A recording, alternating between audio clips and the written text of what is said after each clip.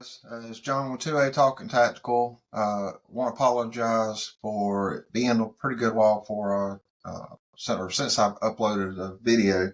Kind of stumbling tonight, kind of rusty. So I wanted to do something a little bit fun tonight. I'm still working on gathering some information regarding the incident or the situation with Metro DC Police Department. Right quick, just to give you a little backstory if you hadn't seen what I've already posted. So apparently back in 2020, 2021, there was not a FFL in District of Columbia, DC, Washington, DC.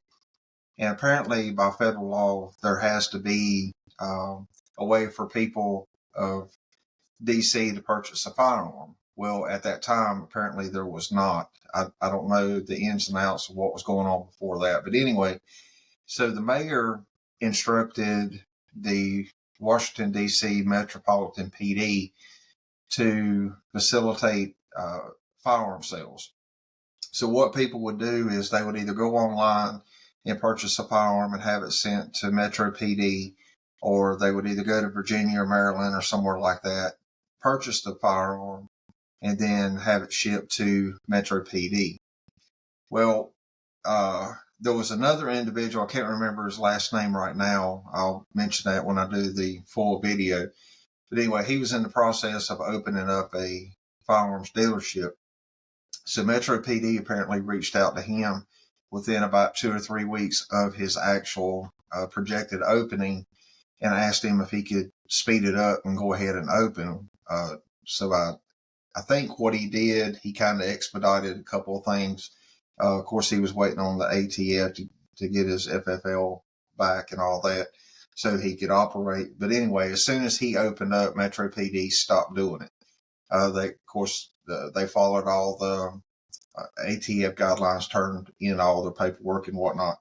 But what has happened is ATF has it's called a form and then the number 2 letter. So apparently the criteria for this becoming a name on this list is you have to have at least 25 firearms that have been recovered at a crime scene or found to be involved with a crime within the prior year or within a year. 3, they actually had to do what's called a trace, and I'll get into that more when I do the other video. But anyway, you had to have those 3 things before you actually made it on this list, and that's not a good list to be on. So again, the criteria was you had to have at least 25. So it could have been 25, or it could have been 50, it could have been 100. Who knows? I have not heard a definite number as to what was linked back to them. But apparently these firearms that was facilitated through Washington, D.C. Metro PD was involved in crimes. So, of course, they made the list.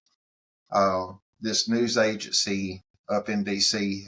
has reached out to the higher-ups to be at Metro PD and the mayor's office, and to my knowledge, they've not gotten a response to these questions.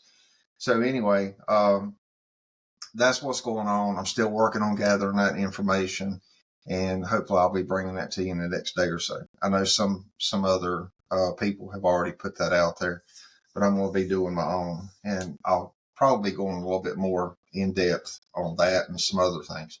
So anyway, like I said, I wanted to do something a little bit different tonight, a little bit fun. So I recently had one of my firearms that was solid black. And also, let me stop right quick. So I'm actually doing 2 cameras. I'm doing an add-on camera, which is pointed at me, and then my main camera is pointed at the table. So hopefully you'll see both. Not that I'm all that pretty, but anyway. So I took one of my rifles, and it was all black.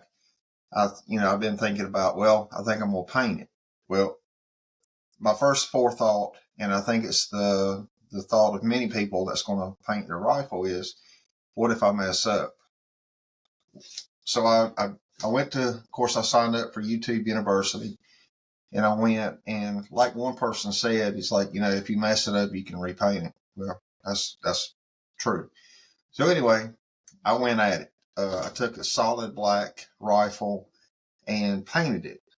So what I did was I went to my local hardware store and I picked up the Rust-Oleum camouflage paints. So this is was my base color.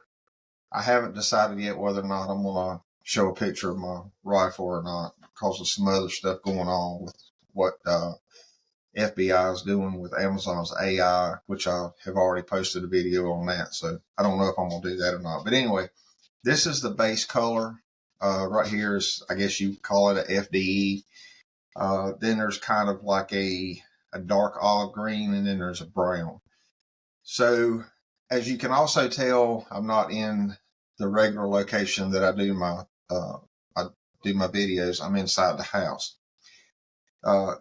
So that being said, what I done yesterday, I took a solid black magazine and I painted it with this one right here.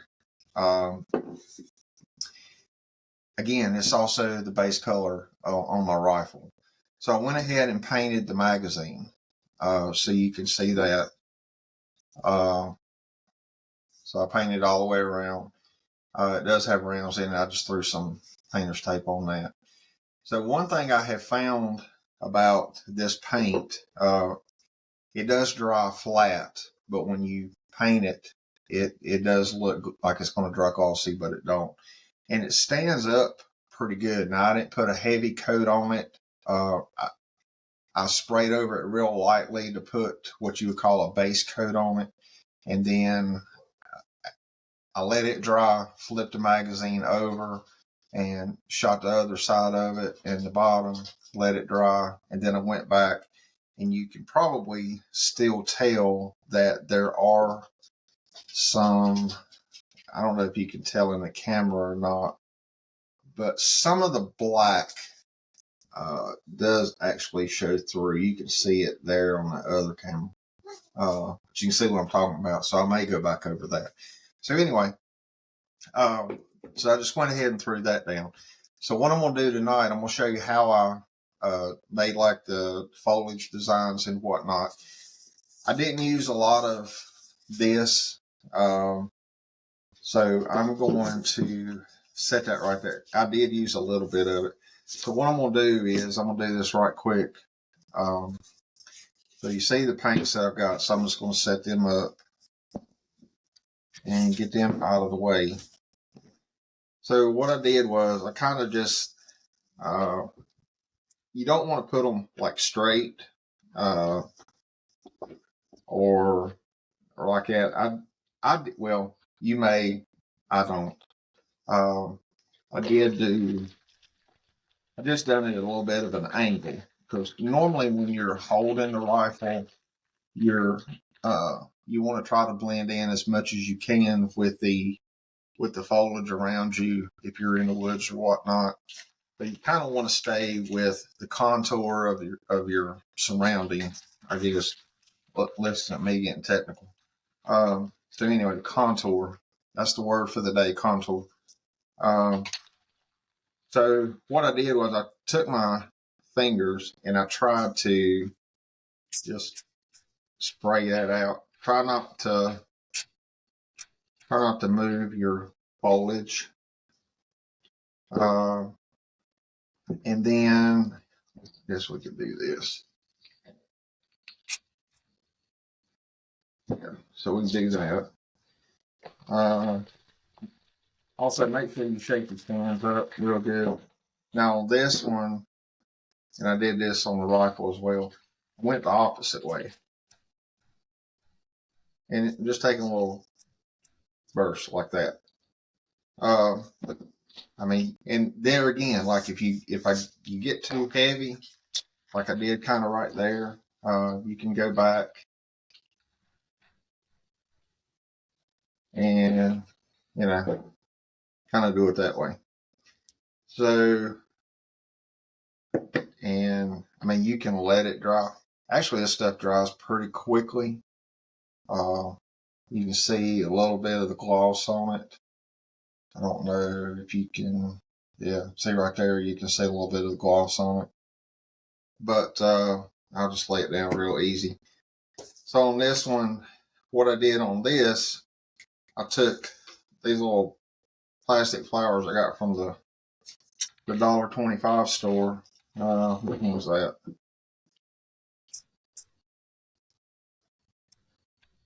And kind of hold it up. You don't have to lay it flat. If you kind of hold it up, you kind of get that faded look.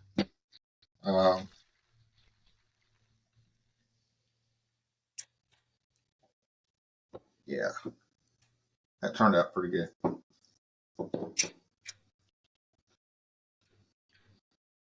Yeah, so that turned out good.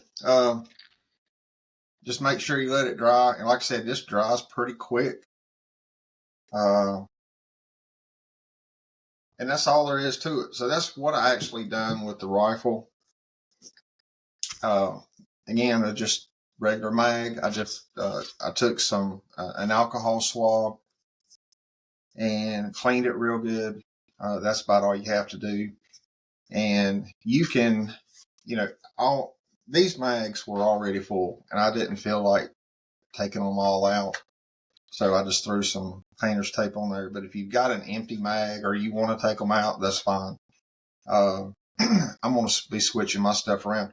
And the reason I went with this color is my plate carrier is this color. Of course, all the stuff that goes on it, just about all my gear is like a FDE color. So that's one reason I went with that color. Second reason is if most of your outside surroundings are not going to be black. You're going to have green, you're going to have brown, you're not going to have black.